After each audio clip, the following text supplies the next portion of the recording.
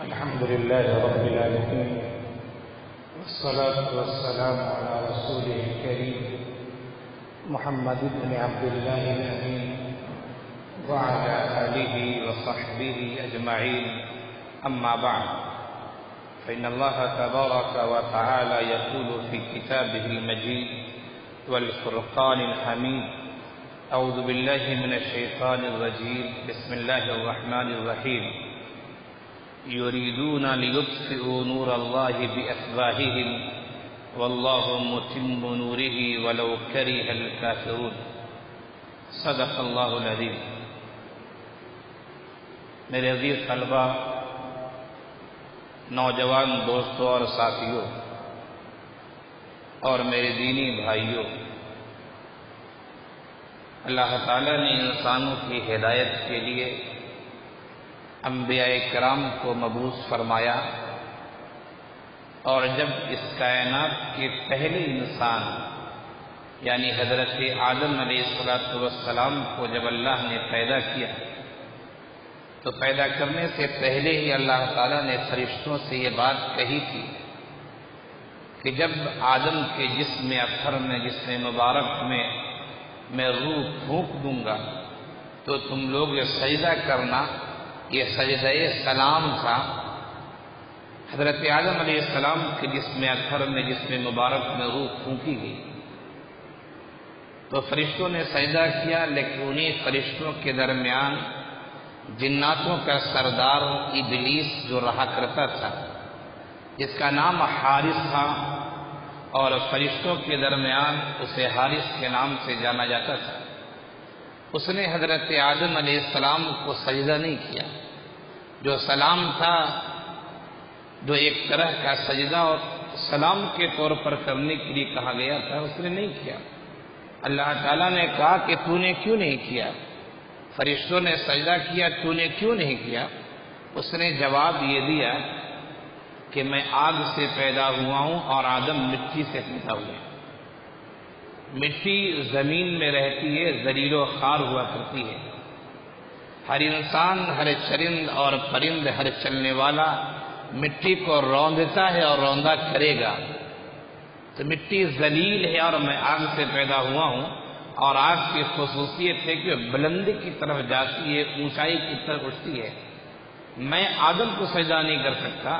اللہ تعالیٰ نے اس بات کی سزا یہ دی کہ اسے راندے درگاہ کر دیا گیا.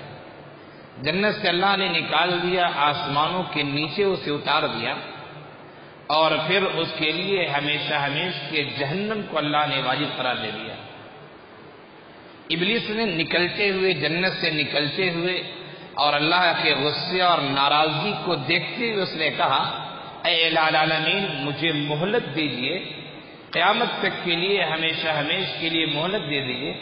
اللہ تعالیٰ نے فرمایا کہ ہمیشہ کے لیے تو نہیں، لیکن ایک معین دن تک کے لیے، جس دن سارے لوگوں کی وفات ہو جائے گی، اور وہ قیامت کا وہ دن ہوگا جب حضرت اسرافیل علیہ السلام سور پھونکیں گے، اور ایک سور کے ذریعہ سبوں کی موت ہو جائے گی، دوسرے سور کے ذریعہ سب اٹھ کھڑے ہوں گے، اور تیسرے سور کے ذریعہ سب میدان حشر کی طرف رواں دوا ہو جائیں گے.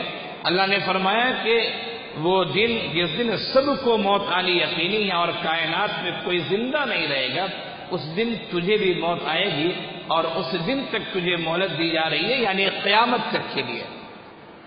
ابلیس نے کہا کہ ٹھیک ہے، میں جہنم میں اکیلے نہیں جاؤں گا.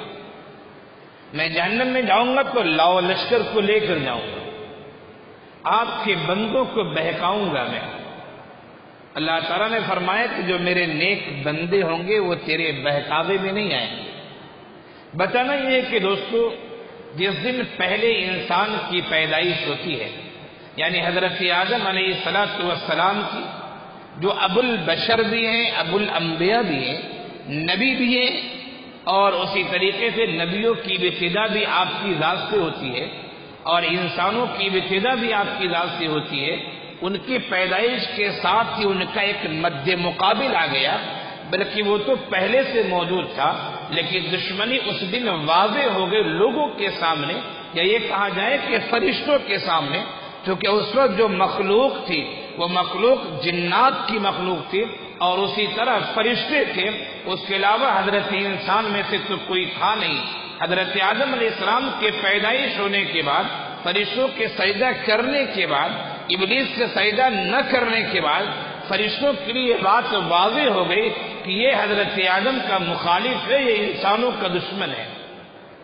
اس کی گفتگو سے، اس کے انداز سے پتہ چل گیا، بات واضح ہو گئی، اللہ نے اسے راندے درگاہ کر دیا۔ ہمیں پتہ چلتا ہے کہ یہیں سے انسانوں کی اور شیطانوں کی دشمنی شروع ہوتی ہے، انسانوں کی اور ابلیس کی دشمنی شروع ہوتی ہے۔ دوسرے الفاظ میں کہا جائے تو یہ کہا جا سکتا ہے کہ یہیں سے توحید اور شرک کا آغاز ہوتا ہے، یہیں سے اللہ کے ماننے والوں اور اللہ کے دشمنوں کی ابتدا ہوتی ہے۔ اور پھر شیطان ابلیس ملعون، ابلیس مردود جب وہاں سے نکالا گیا، اس نے اپنے کام شروع کر دیا۔ حضرت آدم علیہ السلام کو اس نے بہکانے کی کوشش کی اور قسموں پر قسمیں دلاتا رہا وہ کہ اللہ تعالیٰ نے جو کہا تھا اس درخت کے قریب نہ جانا، حضرت حوا کو، حضرت آدم علیہ السلام کو ابلیس نے وسوسے کے ذریعہ، قسم کے ذریعہ ان کو الٹی سیدھی باتیں سمجھاتا رہا، یہاں تک کہ حضرت آدم علیہ السلام سے چوک ہو گئی، بھول ہو گئی حضرت آدم علیہ السلام سے۔ اور پھر حضرت آدم علیہ السلام نے اس درخت کے پھل کو یا درخت کے دانے کو کھا لیا۔ پھر اللہ نے کہا کہ آدم اب تو دنیا میں جانا ہے، دنیا میں رہنا ہے، تم چلے جاؤ، تمہاری نسل بھی رہے گی دنیا میں۔ حضرت آدم علیہ السلام نے گریہوزاری کیا اپنے گناہ کا، یہ کہا جائے گناہ تو لفظ بھاری ہے، یہ کہا جائے کہ اپنی چوک کا، اپنے خطا کا، اپنے بھول کا اقرار کیا انہوں نے، اور اللہ کے سامنے اپنے دستے کو دراز کیا اور توبہ کیا۔ اللہ تعالیٰ نے توبہ قبول کر لیا اور انہیں معاف فرما دیا۔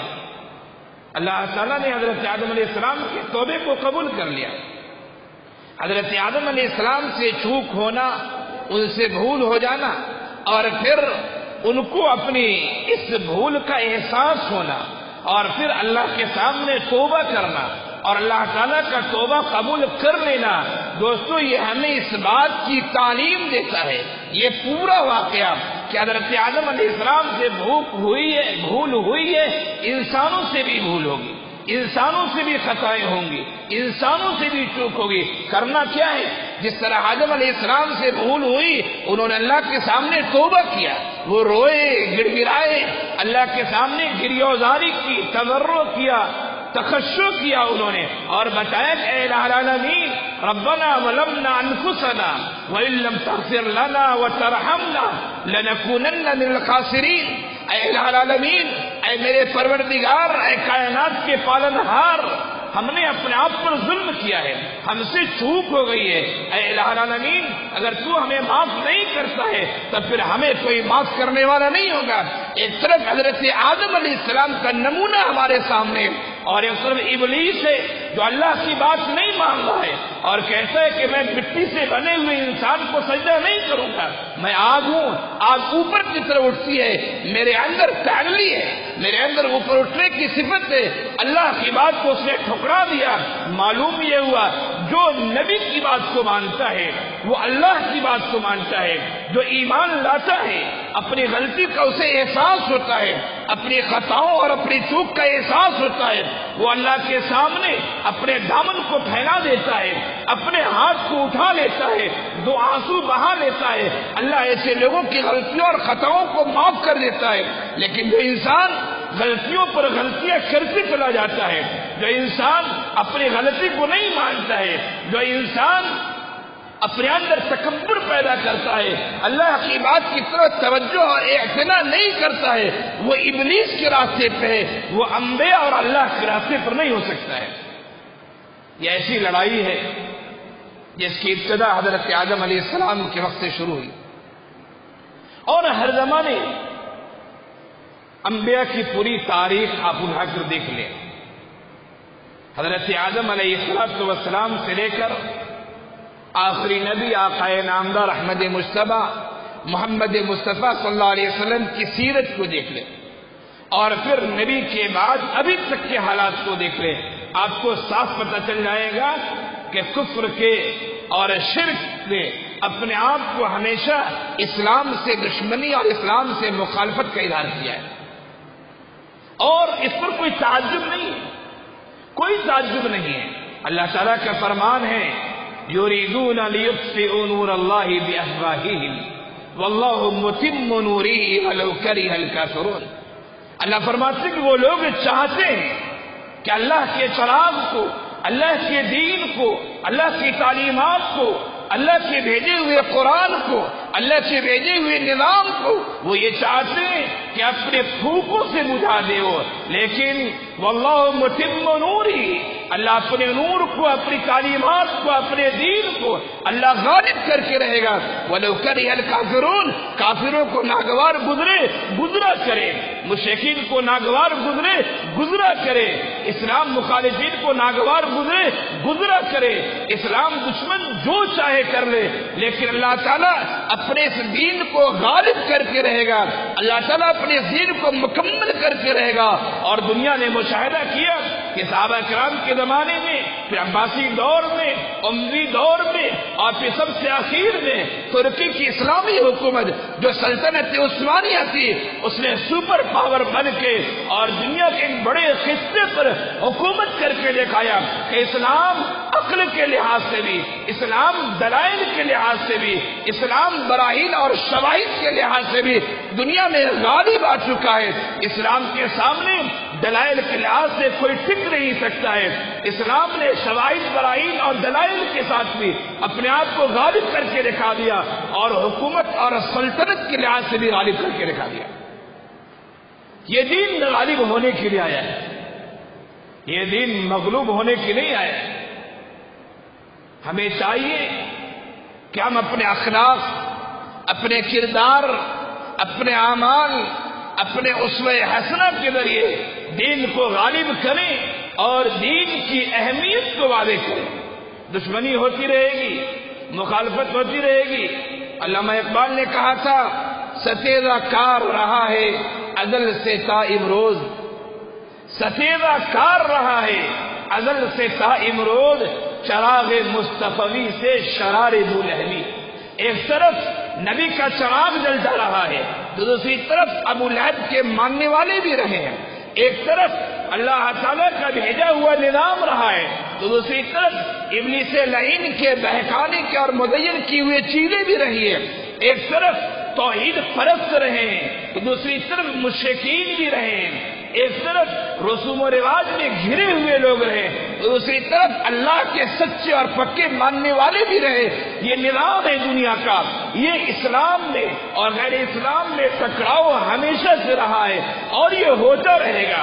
ابلیس لعین کو اللہ نے مہلت دی ہے، وہ بہکاتا رہے گا، لوگ اس کے پھندے میں آتے رہیں گے۔ تو یہ ٹکراؤ کوئی نئی چیز نہیں ہے، یہ کفر اور شرک اور اسلام کے درمیان ٹکراؤ حضرت آدم علیہ السلام سے شروعات ہوئی تھی اور قیامت تک کی داخل ہے۔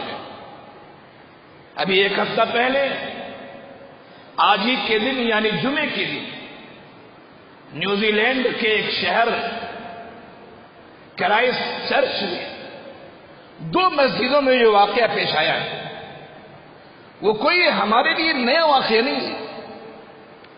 ایک مسلح آدمی جو آسٹریلیا کا رہنے والا تھا اور وہ آتا ہے مشین گن لیے ہوئے اور عین جمعہ کے وقت دو مسجدوں میں جاتا ہے باری باری سے اور تقریباً 50 لوگوں کو مسجد میں وہ شہید کر دیتا ہے۔ ہم نے تو شہادت کے جام پیے ہیں اور مسلمان جو صحیح مسلمان ہوگا وہ اللہ کے نام پہ مرنے سے گھبراتا نہیں ہے، اللہ کے نام پہ جان دینا تو فخر سمجھتا ہے۔ حضرت خالد ابن ولید رضی اللہ عنہ بستر پہ ہیں، موت آ رہی ہے، آنکھوں سے آنسو جاری ہیں، پوچھنے والے پوچھتے کیوں رو رہے ہو؟ کہا کہ ہم نے بہت جنگیں لڑی ہیں، ہم نے جتنی جنگیں لڑی ہیں اتنی جنگیں بہت کم لوگوں کو نصیب ہوئی ہے، لیکن افسوس اس پر ہے کہ میں شہادت سوچ رہا تھا لیکن میری موت بستر پر ہو رہی۔ ہمارے نبی نے دعائیں کی تھی، اے اللہ میں چاہتا ہوں کہ میں شہید کیا جاؤں، زندہ کیا جاؤں، شہید کیا جاؤں، زندہ کیا جاؤں۔ حضرت عمر بن خطاب رضی اللہ عنہ نے دعا کی تھی کہ اے اللہ مجھے شہادت نصیب فرما، اللہم ارزقنی شہادت فی سبیلک و موتا فی بلد رسولک، اے الہ العالمین مجھے اپنے راستے میں شہادت نصیب فرما، مجھے نبی کے شہر میں موت دے دے۔ ایک دو نہیں، کتنے ایسے واقعات ہیں۔ ایک صحابی کو نیلا لگتا ہے اور وفات ہوتی ہے، لیکن ان کے منہ سے جملہ نکلتا ہے کہ فزت رب الکعبہ، رب کعبہ کی قسم میں تو کامیاب ہو گیا۔ مارنے والا مشرک ہے، اسے تعجب ہوتا ہے کہ میں نے اس کو مارا، اس کی جان چلی گئی، اس کے بال بچے یتیم ہو گئے، اس کی بیوی بیوہ ہو گئی، لیکن مرنے والا کہہ رہا ہے فزت رب الکعبہ، رب کعبہ کی قسم میں کامیاب ہو گیا ہوں۔ آخر معاملہ کیا ہے؟ مسلمانوں سے پوچھتا ہے کہ میں نے اسے مارا ہے، اس کی زبان سے یہ کلمہ نکلا ہے، کیا مطلب ہے؟ مسلمانوں نے کہا یہ شہادت ہر انسان کو نصیب نہیں ہوا کرتی ہے، ہم تو شہادت کے طلبگار ہیں، ہمیں شہادت مل جائے تو بہت بڑا اعزاز مل جاتا ہے۔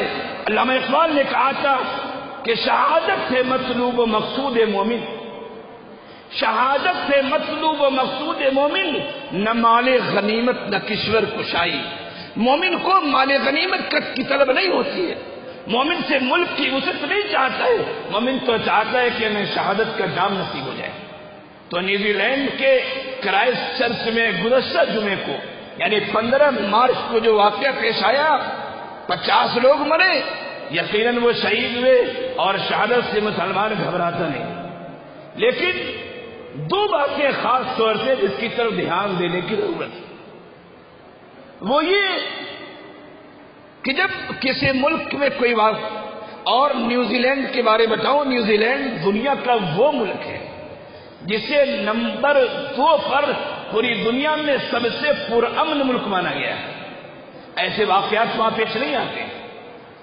دنیا کا سب سے پرامن ملک جسے مانا گیا ہے وہ آئس لینڈ ہے، اور نمبر 2 پہ جو ہے نیوزی لینڈ ہے، دنیا کا سب سے پرامن ملک۔ وہاں ایسا واقعہ پیش آ جانا عیسائیوں کی حکومت یقیناً تشویش کی بات ہے، مرنے والے کو تو شہادت نصیب ہوئی، وہ تو اللہ کے یہاں خوش و خرم ہوں گے، اللہ کے یہاں ایسی حالت میں ہوں گے۔ یہ قرآن نے کہا وَلَا تَقُولُوا لِمَن يُقْتَلُ فِي سَبِيلِ اللَّهِ أَمْوَاتٌ، اللہ کے راستے میں جو مرتے انہیں مردہ مت کہو، ان کے لیے تو اعزاز کی بات ہے کہ انہوں نے جمعے کا مبارک دن پایا، اور سب سے مبارک زمین جو ہوتی ہے وہ مسجدیں ہوا کرتی ہے، مسجد کا حصہ اسے نصیب ہوا، اور سب سے اچھی حالت جو ہوتی ہے وہ ذکر و اذکار کی حالت ہوتی ہے۔ دن بھی ان کے لیے مبارک، جگہ بھی ان کے لیے مبارک، حالت بھی ان کے لیے مبارک، اور جو چیز انہیں ملی ہے جامع شہادت وہ بھی مبارک ہے۔ لیکن اب غور 2 چیزوں پہ کرنا ہے، وہ یہ آج جو لڑائی ہے وہ لڑائی اصل تہذیبوں کی لڑائی ہے۔ دنیا میں سب سے زیادہ جو ابھی رہ رہے ہیں عیسائی رہ رہے ہیں، اور نمبر 2 پہ مسلمان۔ ایک زمانے سے لڑائی کفر اور شرک کے لحاظ سے دیکھا جائے تو میں نے کہا حضرت آدم علیہ السلام کی پیدائش ہوتی ہے اور ابلیس سجدہ کرنے سے انکار کر دیتا ہے، اسی دن سے انسان کا دشمن شیطان جنات اور ابلیس بن جاتا ہے۔ جناتوں میں وہ جو شیاطین ہیں، اور دشمنی اسی دن سے واضح ہو جاتی ہے۔ انبیاء آئے، کچھ لوگوں نے مانا اور اکثر لوگوں نے انکار کیا، دشمنی واضح ہے۔ اسلام اور کفر کی لڑائی روز اول سے ہے، اور قرآن کریم نے تو یہ بات کہہ دی وَلَتَجِدَنَّ أَشَدَّ النَّاسِ عَدَاوَةً لِلَّذِينَ آمَنُوا الْيَهُودُ وَالْمُشْرِكُونَ۔ یاد رکھنا اگر تم لوگوں کا جائزہ لوگے تو 2 قسم کے لوگ ایسے ہیں جو مسلمانوں سے سب سے زیادہ دشمنی رکھنے والے ہیں۔ ایک یہود، وہ مسلمانوں کے دوست کبھی نہیں ہو سکتے، اور فرمایا دوسرے مشرکین و کفار کہ وہ مسلمان کو دشمن ہیں۔ اسلام یہ نہیں کہتا ہے کہ جہاں یہودی ملے مار دو، جہاں مشرک ملے، یہ نہیں کہتا ہے، وہ کہ لوگوں کی نفسیات کو بتا رہا ہے، لوگوں کی فطرت کو بتا رہا ہے کہ لوگ جو ہیں مسلمانوں سے جو محبت کرنے والے زیادہ ہوتے ہیں وہ عیسائی ہوتے ہیں، اور یہودی اور مشرکین مسلمانوں سے نفرت اور دشمنی کرتے ہیں۔ یہ گیم یہودیوں کا کھیلا ہوا ہے، دشمنی ہوتی رہی ہے، ستیرہ کاری ہوتی رہی ہے، محمدیت اور یہ کہا جائے کہ الہی لشکر اور اللہ کے ماننے والوں اور ابو لہب کے فوج میں اور ابلیس کے فوج میں لڑائی ہمیشہ سے ہوتی رہی ہے، لیکن 9/11 کے بعد 9/11 کے بعد جب امریکہ میں ورلڈ ٹریڈ سینٹر پر حملہ کیا گیا، اس کے بعد دنیا کا رخ کچھ اور ہو گیا۔ حالانکہ امریکہ کے جو بڑے بڑے مفکرین ہیں، سیاسی مبصرین ہیں، سیاسی تجزیہ نگار ہیں، ان کا یہ خود کہنا ہے کہ یہ حملہ طالبان یا کسی نے کیا نہیں ہے، بلکہ خود ہمارے ملک کے انٹیلیجنس نے یہ حملہ کروایا ہے۔ یہ میں نہیں کہہ رہا ہوں، ہم لوگوں کی بات کی کیا اہمیت؟ وہ ملک جہاں حملہ ہوا ہے، وہ ملک جس کی عمارت پہ جہاں تک ٹکرایا گیا ہے، وہاں کے سیاسی مبصرین، وہاں کے تجزیہ نگار اور وہاں کے وہ لوگ جو انسان ہیں، صحیح معنوں میں انسان ہیں، جن کے سینے میں دھڑکتا دل ہے، جو انسانیت کا احترام کرتے ہیں، جن کے اندر لوگوں کے تقدس اور ماں بہنوں کی عزت و آبرو کا پاس و لحاظ ہے، ان لوگوں نے کہا ہے کہ یہ حملہ کروایا گیا ہے۔ 9/11 کے بعد دنیا کا رخ کچھ اور ہو گیا، طالبان کو بدنام کیا گیا، امریکہ کی فوج آئی اور پھر اقوام متحدہ کی فوج آئی، اسی طرح پھر سعودی عرب میں فوجی اڈا بنایا گیا اور عالم عرب کے مختلف حصوں میں ان کا قیام ہوا، اور انہوں نے یہ سوچا کہ اب اسلامی ممالک یا دوسرے لفظوں میں یہ کہا جائے کہ مسلم ممالک پہ پوری طرح ہمارا قبضہ ہو جائے۔ 10 سال کا غالباً معاہدہ تھا، لیکن ابھی تک سعودی عرب سے امریکہ کی فوج نہیں گئی، عراق سے ابھی تک فوج نہیں گئی، افغانستان سے ابھی تک فوج نہیں گئی۔ جس کے زمانے میں یہ حملہ شروع ہوا تھا، اس وقت امریکہ کا صدر بش تھا، اس نے کہا تھا کہ اب صلیبی جنگ کی آغاز ہوتی ہے۔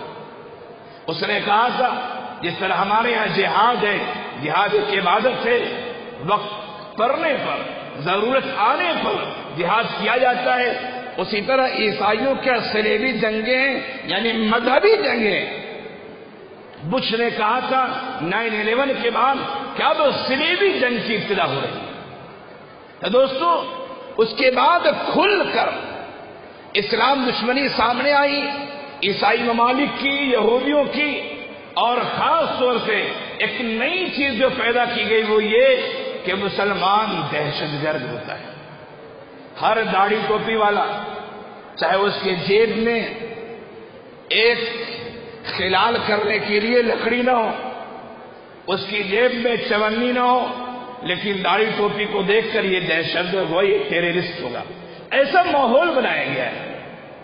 لیکن اتنا بڑا واقعہ پیش آیا نیوزی لینڈ میں، کیا کسی نے کہا کہ 50 آدمی کو مارنے والا یہ بہت بڑا دہشت گرد ہے، یہ ٹیررسٹ ہے؟ کسی نے کہا؟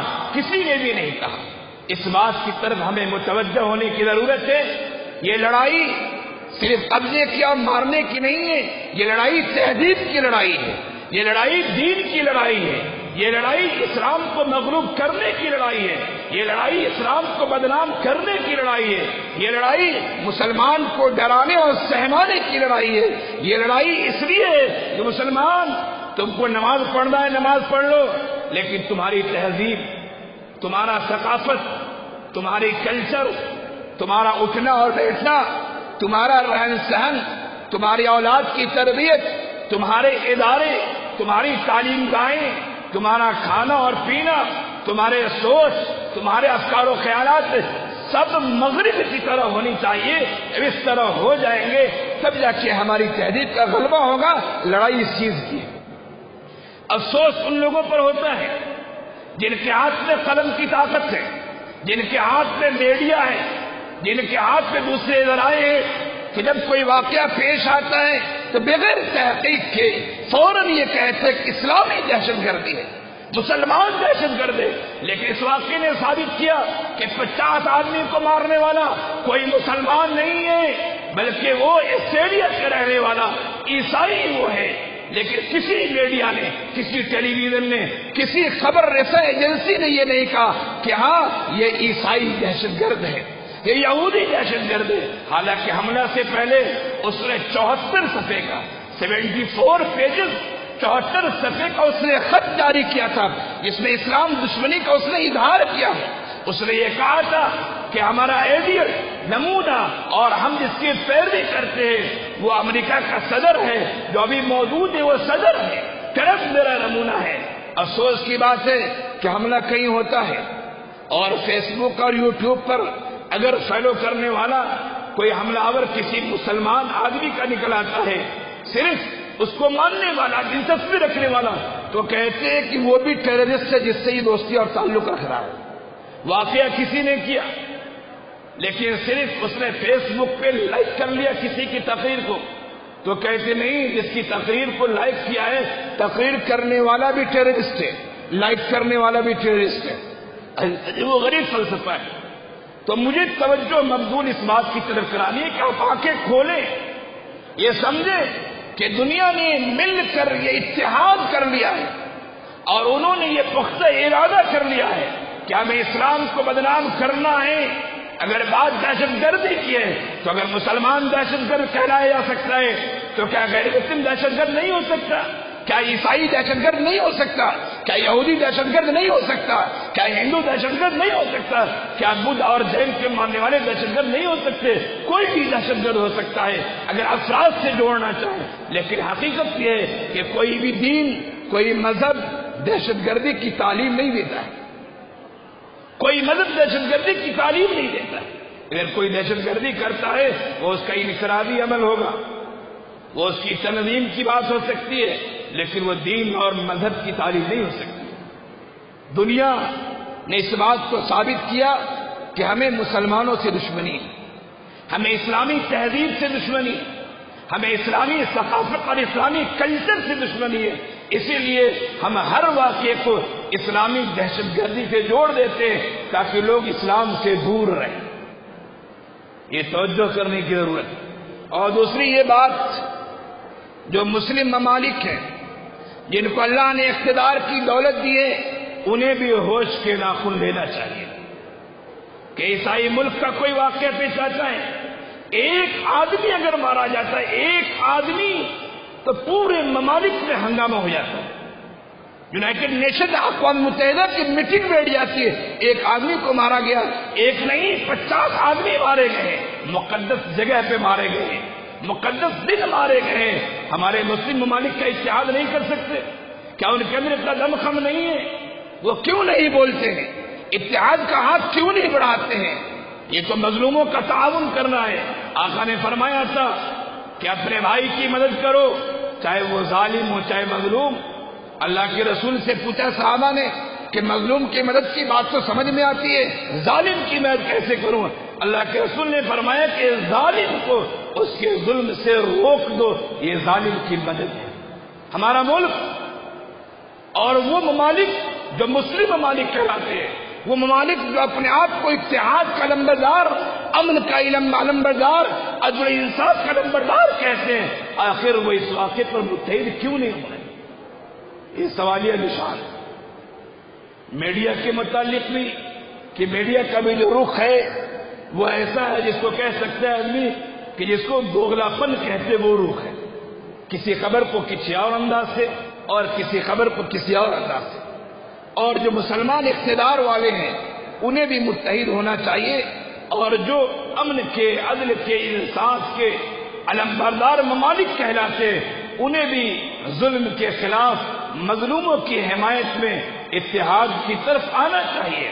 نیوزی لینڈ نے اب اس کے ساتھ کیا کیا جاتا ہے جسے پکڑا گیا وہ تو ایک الگ ہی بات، لیکن رسمی طور پہ انہوں نے کچھ چیزیں پیش کر دی، جیسے وہاں کی جو وزیر اعظم لیڈی ہے اس نے، جس کو اسلامی لباس کہا جاتا ہے، شلوار جمپر، اس نے شلوار جمپر پہن کے اس نے کچھ تقریر کی۔ یہ یگانگت کے لیے، ہم آہنگی کے لیے آج کے بارے میں یہ اعلان کیا گیا تھا کہ جمعے کا خطبہ ایسا سسٹم بنایا جائے گا کہ پورے ملک میں، پورے شہر میں اذان کی آواز بھی پہنچائی جائے اور پورے شہر میں خطبے اور قرآن کی تلاوت کی آواز بھی پہنچے۔ یہ ان کی طرف سے اعلان تھا، لیکن خیر یہ ہم آہنگی اور یگانگت کی بات ہے، لیکن یہ مسئلے کا حل نہیں ہے۔ مسئلے کا حل یہ ہے کہ ایسا قانون بنایا جائے، ایسا اتحاد کیا جائے جو اتحاد میڈیا کو بھی سبق سکھائے، جو اتحاد ظالموں کو بھی سبق سکھائے، اور جو اتحاد، عدل اور امن کا بول بالا کرے اور لوگوں کے دل میں احترام انسانیت پیدا کرے، احترام دین پیدا کرے، احترام مذہب پیدا کرے، اس بات کی ضرورت ہے۔ اللہ تعالی ہم سب کو کہنے سننے سے زیادہ عمل کی توفیق عنایت فرمائے۔ وآخر دعوانا ان الحمد للہ رب العالمین۔